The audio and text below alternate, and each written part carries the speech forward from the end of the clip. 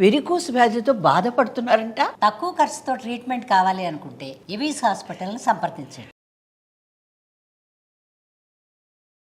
నమస్తే రమ్మగారు. నమస్తే చెల్లి. ఏదైనా ఒక మంచి కథ చెప్పండి అండి. పూర్వం అంటే ఒక పల్లెటూరులో ఓ రంగనాథం గారిని ఒక మోతుబరి రైతు ఉండేవాడు. ఆయనకి లేక లేక ఒక సౌందర్యవతి అయిన కుమార్తె ఉందట, లక్ష్మి అమ్మాయి పేరు. ఈయన మంచి బాగా సంపాదించాడు, పిల్ల ఒక్కతే. సరే పిల్లకు 15-16 ఏళ్ళు వచ్చేసరికి చుట్టుపక్కల సంబంధాలు వస్తాయి చూడు. చుట్టుపక్కల ఊళ్ళలో ఉన్న భూస్వాములు, మోతుబర్లు ప్రతి వాళ్ళు మీ పిల్లని మాకివ్వు అని అడగటం మొదలుపెట్టారు. ఇతను వచ్చినప్పుడల్లా ఏమనేవాడంటే, ఏముందండి నాకున్నదేమో ఒక్కతే పిల్ల, మంచి యోగ్యుడైన వరుడికి పిల్లని ఇవ్వాలని నా కోరిక. ఇప్పుడు ఆ కుర్రాడు యోగ్యుడు కాకపోతే ఈ ఆస్తంతా చేతులు పెడితే నా ఎంతలోకి వస్తాయి, 4 ఏళ్లలో అవగొట్టేస్తారు.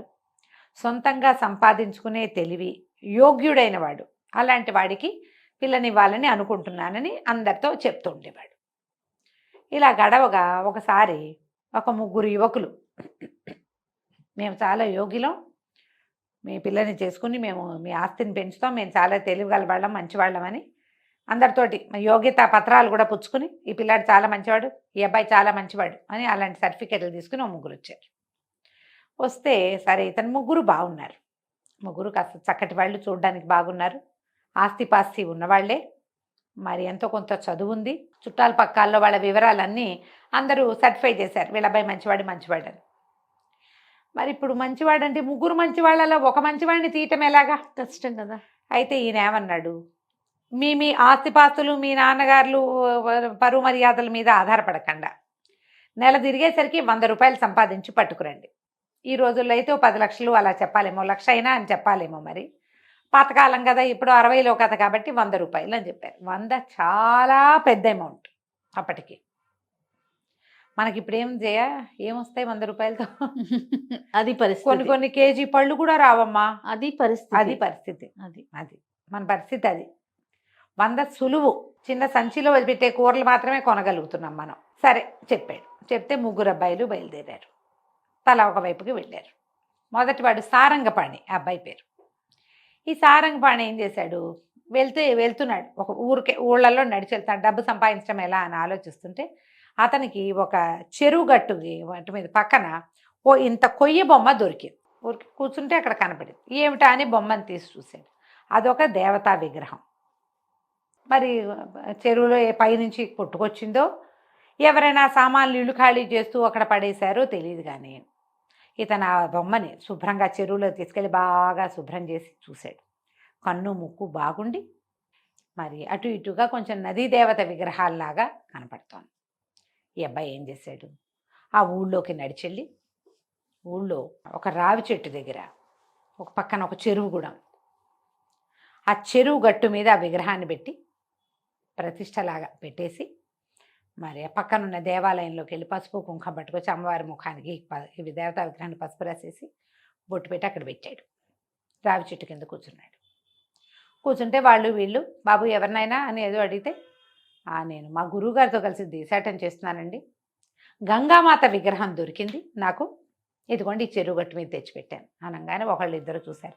అమ్మవారి జీచి కళకళ్ళాడిపోతుంది, చెక్క బొమ్మ. గంగామాత విగ్రహాలు చెక్కల మీద ఉండటం కద్దే కనపడతాయి. ఆ వచ్చిన వాళ్ళు అబ్బో ఎంత బాగుంది అని దండం పెట్టారు. చెరువుకు వచ్చిన వాళ్ళు ఓ బిందెడు నీళ్లు తెచ్చిపోసారు, మళ్ళీ కాస్త పసుపు రాసి బొట్టెట్టారు. మరి ఆటితో పోయేవాళ్ళు టెంకాయ కొట్టారు, ఇటు వచ్చేవాళ్ళు 4 అరటిపళ్ళు తెచ్చిపెట్టారు. వారం తిరిగేసరికి ఈవిడ తీర్థ ప్రజలాగా ఆవిడ దగ్గరికి జనం రావటం మొదలెట్టారు. చెరువు దగ్గరికి వచ్చిన ప్రతి వాళ్ళు ఓ పావలా 10 పైసలు వేయటం మొదలుపెట్టారు. మెల్లిగా అక్కడ హుండీ పెట్టారు. 10 రోజుల్లో ఈయనకి 3 శిష్యులు ఏర్పడ్డారు, ఈ సారంగపాణికి. మరి అతనికే కదా దొరికింది, ఏం పెద్ద మంచి మాటలు అవి చెప్పేవాడు కాదు, దండం పెట్టుకుని కూర్చునేవాడు రావి చెట్టు కింద. వచ్చిన వాళ్ళంతా ఏవో 10 రూపాయి, పావలా 10 పైసలు, 5 పైసలు కానీ అర్ధనా వేయటం మొదలుపెట్టారు. ఒక వారం 10 రోజులు తిరిగేసరికి ఇతను అందులోంచి కొంత డబ్బు తీసి విడిగా పెట్టడం మొదలుపెట్టాడు. గంగామాతకి గుడి కట్టాలి అని ఒక స్లోగన్ మొదలుపెట్టాడు. 3 శిష్యులు దాన్ని బలపరిచారు. 22 డేస్ అయ్యేసరికి పక్కన తీసిపెట్టిన డబ్బులు 100 దాటినాయి. వచ్చేస్తాయి అట్లాగే. అవును. ఎన్ని దేవాలయాలు చూడలే మనం. 26వ రోజుకి అక్కడ హుండీ నిండిద్ది, ఇతని దగ్గర 100 ఉంది. 26వ రోజున ఇతను ఏం చెప్పాడంటే, నేను వెళ్ళొస్తాను నాయన, గురువుగారు స్వప్నాదేశం ఇచ్చారు, నన్ను కాశీ రమ్మన్నారు, అమ్మవారికి గుడి కట్టించే బాధ్యత మీదే.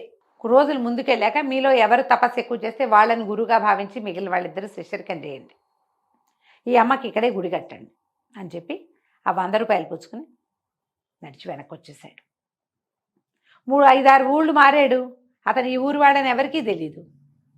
పైగా జుట్టు గడ్డము పెరిగిపోయి ఉన్నాయి, ఏదో లేత రంగు బట్టలు వేసుకున్నాడు, కావిగుడ్డల్లాగా ఉన్నాయి. ఇంటికి వెళ్ళాక మంచి ప్యాంటు షర్టు వేసుకుని హెయిర్ కట్ చేసుకుంటే అతను గుర్తు కూడా పట్టి వెళ్ళిపోయాడు, డబ్బులు పుచ్చుకుని. అయిపోయింది. అక్కడి నుంచి ఇందులో రెండో వాడు సుబ్రహ్మణ్యం. ఈ సుబ్రహ్మణ్యము సంపాదించడానికి మార్గాల కోసం తిరుగుతున్నాడు. ఏమీ పని దొరకలా, ఐడియా రాలా. చిన్నపిల్లలు ఆడుకుంటుంటే వాళ్ళ దగ్గర వాళ్ళు ఏదో తింటుంటే నాకు కూడా పెట్టండి అని అట్లా ఆహారం స్వీకారం చేయటం మొదలుపెట్టాడు. 8-10 రోజులు గడిచినాయి. అతని వల్ల కాల. ఇది నా వల్ల కాదు, ఇంటికి వెళ్ళిపోదాం అనుకున్నాడు. 5-6 ఊళ్ళు దాటేశాడు. ఆ ఊరు ఈ ఊరు ఈ ఊరు నడుస్తూ ఓ ఊళ్ళో ఇతను ఇంక వెళ్ళిపోదాం ఇక వెనక్కి, ఇక నేను ముందుకు వెళ్ళను ఈ సంపాదన కోసం అని అనుకుని వెనక్కి తిరిగేసరికల్లా ఏమైంది, కొంత దూరం నడిచి వస్తుంటే చీకటి మాటన ఎవరో మనిషి పరిగెడుతూ ఇతన్ని గుద్దేశాడు. గుద్దేసేసరికల్లా కింద పడ్డాడు. ఇతను అతన్ని లేవదీసే లోపల వెనక నుంచి పెద్ద పెద్ద కేకలు వినపడ్డాయి, పట్టుకోండి పట్టుకోండి, దొంగ దొంగ. వాడు దొంగ అనేసరికల్లా ఇతను గట్టిగా పట్టాడు. అవతల వాడు 2 గుద్దులు గుద్దేశాడు ఇతన్ని. పట్టుకుంటున్న వాడిని కొట్టాడు. కొట్టేసరికల్లా ఈ సుబ్రహ్మణ్యం కొంచెం గట్టివాడే ఇతను. అతను ఆ దొంగని పెడరక్కలు విరిచి పట్టేసుకున్నాడు. మోకాలతో మోచేత్తో దొరికిన చోటల్లా కొట్టేసి పట్టేశాడు. ఆ అవతల కేకలు పెడుతున్న వాళ్ళకి పట్టుకున్నాను రండి రండి రండి అంటే వీడి దగ్గర ఒక కత్తి కూడా ఉంది. ఈ పరిగెత్తుకొస్తున్నది కత్తి దొంగ దగ్గర. సుబ్రహ్మణ్యంకి ఒక చిన్న గాయం కూడా అయింది. కానీ అతను వదిలిపెట్టల, సాహసి. పట్టుకున్నాడు. వాళ్ళు పరిగెత్తుకుంటూ వచ్చి ఈ గట్టిగా వెనక నుంచి పట్టుకున్నాడుగా, అతన్ని స్వాధీనం చేసుకున్నారు. బాబు ఎవరండి మీరు, ఏ ఊరు మీద, ఈ ఊరు వాళ్ళే లేరే అని కనుక్కున్నారు. ఏదో పై ఊరు, ఏదో పని కోసం ఈ ఊరు వచ్చానని చెప్పాడు. చెప్పేసరికి రండి జమీందార్ గారి దగ్గరికి వెళ్దాం. వీడు జమీందార్ గారింట్లో కత్తి చూపించి నగా నట్రా కొట్టేశాడు, వాడి బట్టల్లో ఉన్నాయి ఆ నగలన్నీ అని చెప్పి చెక్ చేసి నగలు ఉండటం చూసుకుని ఈ సుబ్రహ్మణ్యాన్ని కూడా మోసపోయారు జమీందార్ గారి దగ్గరికి.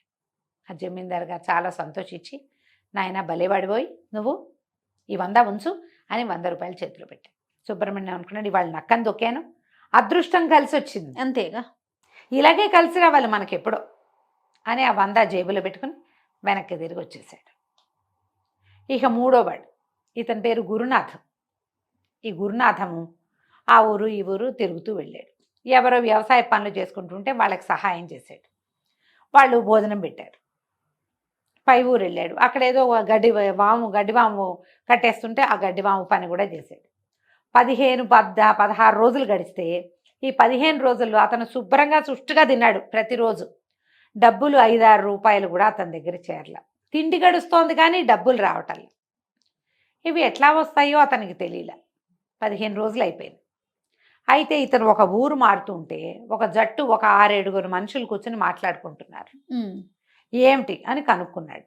ఏంటండి అనేసరికి వాళ్ళు అన్నారు, బాబు మేము వంట జట్టు వాళ్ళము, ఇంకొక 2 మనుషులు రావాల్సింది, వాళ్ళు రాకపోతే మా పనులు ఆగిపోతాయి, వాళ్ళ కోసం చూస్తున్నాం, వాళ్ళేమో హ్యాండ్ ఇచ్చి ఇంకో జట్టుతో పోయారు, మనుషులు లేక చస్తున్నాను ఆయన, పెళ్ళి చాలా పెద్దది, 16 రోజులు అక్కడ పని చేయాలి మేము అనేసరికి ఇతను ఏమిస్తారండి అన్నారు. రోజు కూలీ ఇస్తాం నాయన, భోజనం గడిచిపోతుంది, పెళ్లి భోజనాలు కదా, రోజు కూలీ ఇస్తామంటే నేను పని చేస్తాను, నన్ను తీసుకెళ్ళండి అన్నాడు. తనకి వంట ఏం పెద్దగా రాదు, కానీ పై పని చేయాలి కదా. వంటశాలలో గుండిగలు దించటాలు, కూరలు కలపటాలు, కూరలు తరగటాలు, ఈ వస్తువు ఇక్కడి నుంచి అక్కడికి మోయటం, వడ్డనలు చేయాలా, పైన కర్ర పెత్తనం, వస్తువులకి కాపలా, ఎన్ని పనులు చేస్తే అవుతాయి. ఇతను వాళ్ళ దగ్గర అన్ని రకాల పనులు చేశాడు. ఆ కాలంలో చెరువు నుంచి నీళ్లు తెచ్చుకొని వంటకేసుకోవాలి, లేదా బావి నుంచి తోడాలి. బలశాలు అయితే కానీ ఆ పనులు కుదరవు. సుష్టుగా భోజనం చేయటం, శుభ్రంగా పనిచేయటం, ఒళ్ళు దాచుకోకుండా పనిచేసి 100 రూపాయల పైన సంపాదించుకున్నాడు అతను. 16 రోజులు పెళ్ళి కదా, 16వ రోజుకి ఇతని నెల పూర్తయింది. వాళ్ళ దగ్గర 100 రూపాయల పైనే ముట్టినాయి అతనికి. పెళ్లి వాళ్ళు కూడా ఏదో బహుమానం చేశారు, 100కి పైనే వచ్చింది. ఆ డబ్బులు పుచ్చుకుని వెళ్ళాడు. సరే, 3 అబ్బాయిలు ఈ మోతుబరి గారింటికి చేరారు. చేరితే ఆయనకి ముగ్గురు 300 ఇచ్చారు. నాయన ఈ డబ్బులు మీరు ఎట్లా సంపాదించారో చెప్పండి. 3 కథలు విన్నాడు. నిజాయితీగా చెప్పాలిగా. 3 కథలు విన్నాడు ఆయన. విని నేను గురునాథానికి మా అమ్మాయిని ఇస్తాను నాయన అని చెప్పాడు. మొదటివాడు సారంగపాణి కపటి, మోసగాడు. అతను ప్రజల్ని మోసం చేసి డబ్బు సంపాదించే విధానం తెలుసు అతనికి. ఓ విగ్రహం పెట్టి ఏమీ లేనిది చెరువుగట్టున ఊరికే అనాథగా పడున్న ఒక చెక్కబొమ్మని జేజించేసి ఆ ఊరి ప్రజలందరినీ మోసం చేశాడు కదా. వాళ్ళ దైవం అనే ఎమోషన్ మీద ఆడుకున్నాడు. వీడిని నమ్మచ్చా? రేపొద్దున ఇలాంటివి ఎన్ని ప్లే చేస్తాడు. ఇది కాబట్టి పెద్ద అబ్బాయి వద్దు. రెండో అబ్బాయి కేవలం అదృష్టాన్ని నమ్ముకుంటాడు. అతని ముందు 15 రోజుల్లో ఒక్కరోజు కూడా పని చేయలే, ఎక్కడ ఆలోచిస్తూనే ఉన్నాడు. పైగా ఎవరో పిల్లలు వెళ్తూ అన్నాలు తింటుంటే వెళ్ళి వాళ్ళ దగ్గర నాకు ముద్ద పెట్టండి అని తిన్నాడు. వాడిని ఎట్లా నమ్ముతావు? అదృష్టం నమ్ముకుంటే కుదురుతుందా? కానీ మూడోవాడు శ్రమని నమ్ముకున్నాడు. సరైన పని చేశాడు. ఏ పనైనా చేస్తాడు అతను. పని చేయగలిగేవాడే కదా బతకగలుగుతాడు ఎప్పుడు కూడా. వీడికి ఎప్పటికీ అడ్డు లేదు ఇక జీవితంలో. ఎక్కడైనా ఇతను పట్టుబడిపోతాడు, దొరికిపోతాడు, చెడిపోతాడు, ఏం లేదు. ఎంత చెడిపోయినా పని చేసుకుని బతకగలడు. అందుకని అతనికి మా పిల్లని ఇస్తానని చెప్పి వాళ్ళ అమ్మా నాన్న కబురు చేశారు. యోగ్యతా పరీక్ష ఈ రకంగా పరిణమించింది. కదా కంచికి మనం ఇంటికి. బాగుంది. నమస్తే. నమస్తే జయ.